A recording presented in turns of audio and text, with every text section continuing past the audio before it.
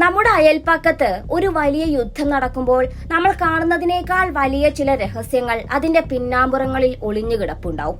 പശ്ചിമേഷ്യയുടെ മണ്ണിൽ ഇപ്പോൾ പുകയുന്നത് അത്തരത്തിൽ വെറുമൊരു മിസൈൽ യുദ്ധം മാത്രമല്ല, മറിച്ച് വഞ്ചനയുടെയും അധികാരമോഹത്തിന്റെയും വലിയൊരു നയതന്ത്ര യുദ്ധം കൂടിയാണ്.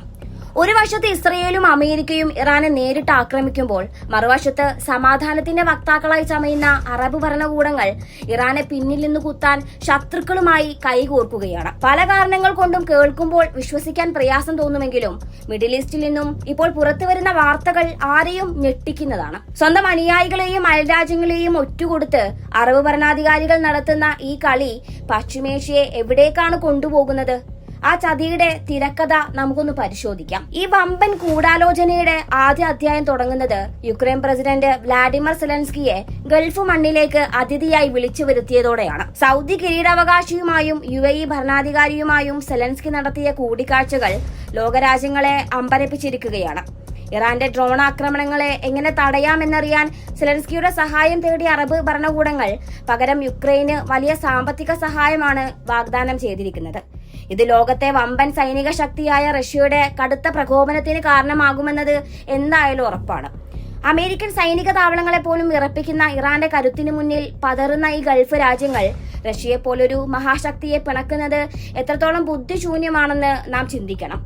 റഷ്യയെ സംബന്ധിച്ചിടത്തോളം യുക്രൈനിലെ നീക്കം വെറുമൊരു പ്രത്യേക സൈനിക നടപടി മാത്രമാണ്. സോവിയറ്റ് യൂണിയന്റെ ഭാഗമായിരുന്ന യുക്രൈനെ ഇല്ലാതാക്കാൻ റഷ്യ വിചാരിച്ചാൽ മിനിറ്റുകൾ പോലും വേണ്ടെന്നതാണ് സത്യം. എന്നിട്ടും അമേരിക്കയുടെയും നാറ്റോയുടെയും താളത്തിനൊത്ത് തുള്ളുന്ന സെലൻസ്കിയെ ഗൾഫിൽ എത്തിച്ചത് വഴി റഷ്യയെ നേരിട്ട് യുദ്ധക്കളത്തിലേക്ക് വിളിച്ചു വരുത്തുകയാണ് യഥാർത്ഥത്തിൽ ഇവിടെ സൗദിയും UAEയും ചെയ്തിരിക്കുന്നത്. ഇത് വരാനിരിക്കുന്ന ഒരു മഹായുദ്ധത്തിന് മുന്നോടിയായുള്ള സൈനിക പരിശീലനമായാണ് റഷ്യൻ ഭരണകൂടം കാണുന്നത്. ഇസ്രയേലിന്റെയും അമേരിക്കയുടെയും ക്രൂരമായ യുദ്ധശൈലി റഷ്യ സ്വീകരിക്കാത്തതുകൊണ്ട് മാത്രമാണ് സെലൻസ്കി ഇന്നും ജീവനോടെ ഇരിക്കുന്നത് എന്ന യാഥാർത്ഥ്യം ഗൾഫ് ഭരണാധികാരികൾ പോലും മറന്നുപോയിരിക്കുന്നു.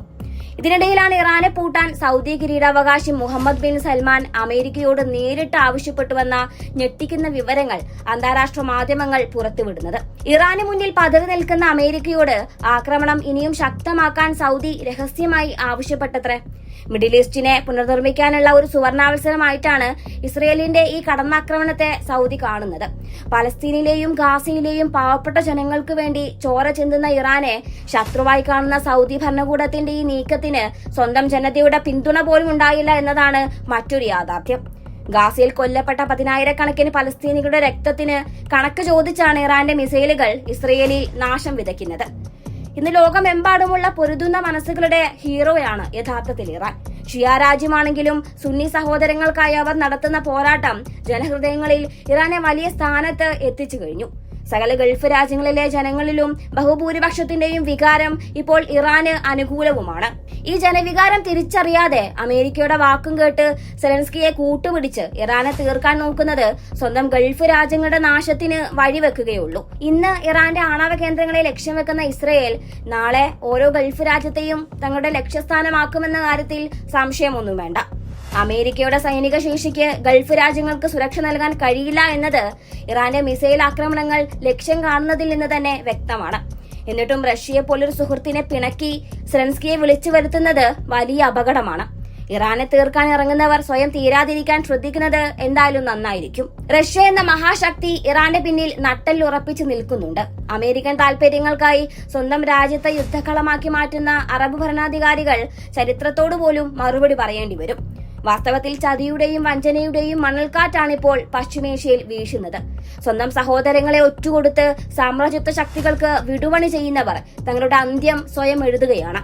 ഇറാൻ എന്നത് വെറുമൊരു രാജ്യമല്ല, അത് വിട്ടുകൊടുക്കാത്ത പോരാട്ട വീര്യത്തിന്റെ അഗ്നി കൂടിയാണ്.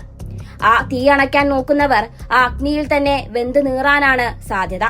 ലോകരാജ്യങ്ങൾക്കിടയിലെ ഈ ബലപരീക്ഷണം അറബ് ലോകത്തെ എങ്ങോട്ട് നയിക്കുമെന്നത് കാലം തെളിയിക്കും.